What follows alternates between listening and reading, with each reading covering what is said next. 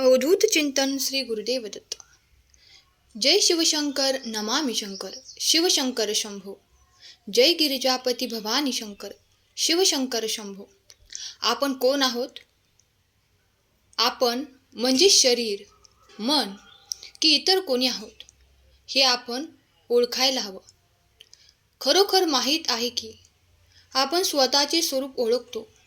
याप्रमाणे आपण आहोत स्वतःचे स्वरूप जाणणे खरोखर महत्त्वाचे आहे.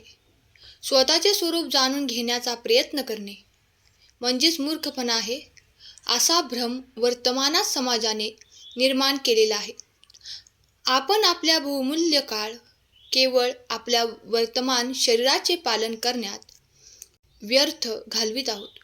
आपला वर्तमान भौतिक जीवनात पर्याय आहे का वर्तमान मानवी समाज आध्यात्मिकदृष्ट्या मृत होऊ नये या दृष्टीने कार्य करणे गरजेचे आहे.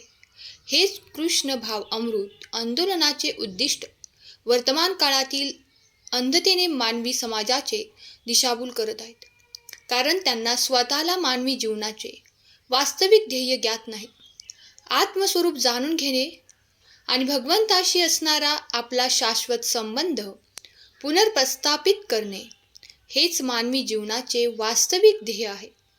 हे अत्याधिक महत्त्वपूर्ण ध्येयाविषयी समाजाचे प्रबोधन करण्याचा उद्देश आपला असायला हवा. भगवान श्रीकृष्णाशी असणाऱ्या आपल्या संबंधाची अनुभूती करून घेणे हेच वैदिक संस्कृतीनुसार मानवी जीवनाचे पूर्णत्व. आध्यात्मिक क्षेत्रातील सर्व अधिकारी पुरुषांच्या मते भगवद्गीता म्हणजे अखिल वैदिक ज्ञानाचा आधार आणि भगवद्गीता असे सांगते की केवळ मनुष्यच नव्हे तर अस्तित्वातील अखिल जीव म्हणजे भगवंताचे अंश आहेत.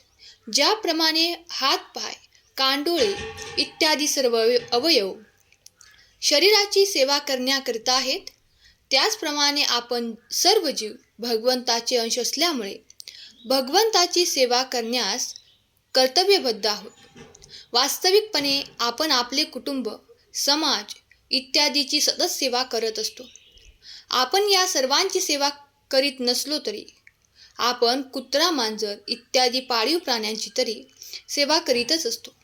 यावरून असे सिद्ध होते की सेवा करणे हा आपला स्थायी भाव आहे. मात्र वर्तमान काळात आपण सेवा करूनही समाधान काही प्राप्त करू शकत नाही, किंवा आपण ज्या मनुष्यांची सेवा करत असतो तोही समाधानी झालेला दिसत नाही.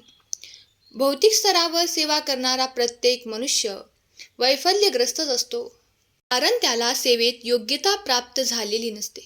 उदाहरण घ्यायचेच झाले तर वृक्षाची सेवा करून इच्छिणाऱ्या मनुष्याने वृक्षाच्या मुळाशीच पाणी घातले पाहिजे.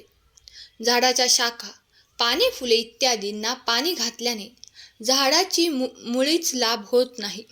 त्याचप्रमाणे पुरुषोत्तम भगवंताची सेवा केल्याने भगवंताचे सर्वच अंश आपोआप संतुष्ट होतात.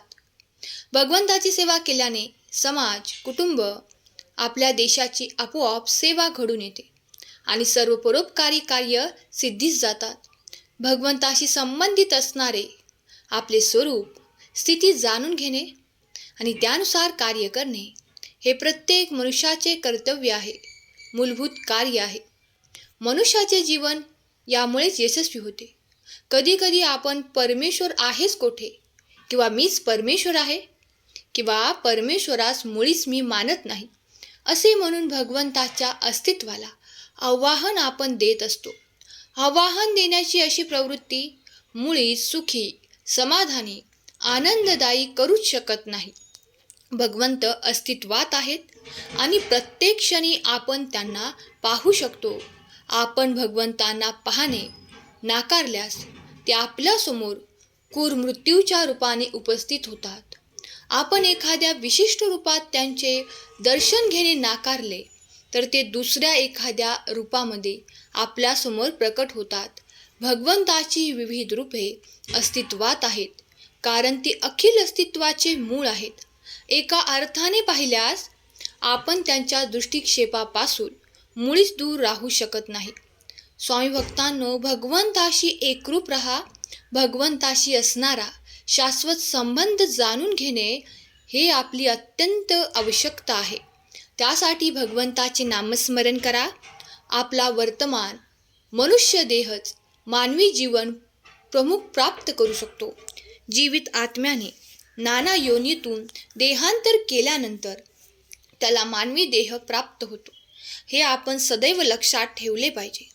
या विशिष्ट मानवी देहातच भौतिक आवश्यकता इतर योजनांच्या तुलनेत अधिक सहजपणे प्राप्त करता येते. उंट, डुक्कर, गाढव इत्यादी पशूच्या भौतिक आवश्यकताही आपल्या मनुष्यांच्या आवश्यकताप्रमाणेच महत्त्वपूर्ण. भौतिक अवस्था पूर्ण करण्यासाठी त्यांना अधिक संघर्ष करावा लागतो. तर मनुष्याला भौतिक प्रकृतीद्वारे सुखकारक जीवनासाठी आवश्यक त्या सर्व सुविधा अधिक सहजपणे मिळून जातात. इतर पशूंपेक्षा मनुष्याला अधिक चांगल्या रीतीने जीवन जगण्याची सुविधा का दिली जाते? एखाद्या उच्चपदस्थ शासकीय अधिकाऱ्यास सुखकर जीवन व्यतीत करण्याकरता सर्वसामान्य कर्मचाऱ्यापेक्षा अधिक श्रेष्ठ सुखसुविधा का दिल्या जातात? याचे उत्तर सोपे आहे. उच्च पदस्थ अधिकाऱ्यास कर्मचाऱ्यापेक्षा अधिक श्रेष्ठ आणि महत्त्वाचे कार्य कर्तव्य पार पाडायचे असते. त्याचप्रमाणे मनुष्याला पशुपेक्षा श्रेष्ठ श्रेणीचे कर्तव्य पार पाडायचे असते. केवळ उदरभरण करणे हेच पशुचे एकमेव कर्तव्य आहे.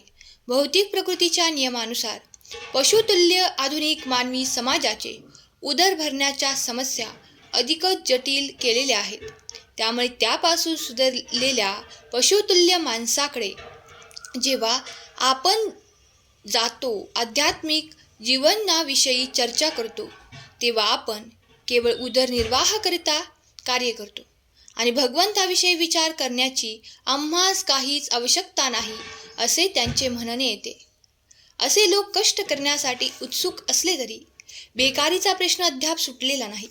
निसर्ग नियमाने घालून दिलेल्या इतर अनेक अडचणी आहेतच.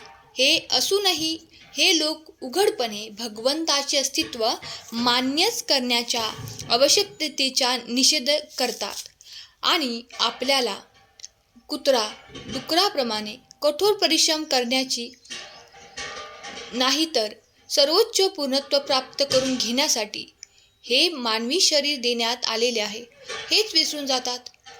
त्यासाठी चांगले कर्म करा आणि कर्म करत राहून आपले आयुष्य आनंदाने नामस्मरणात घालवा.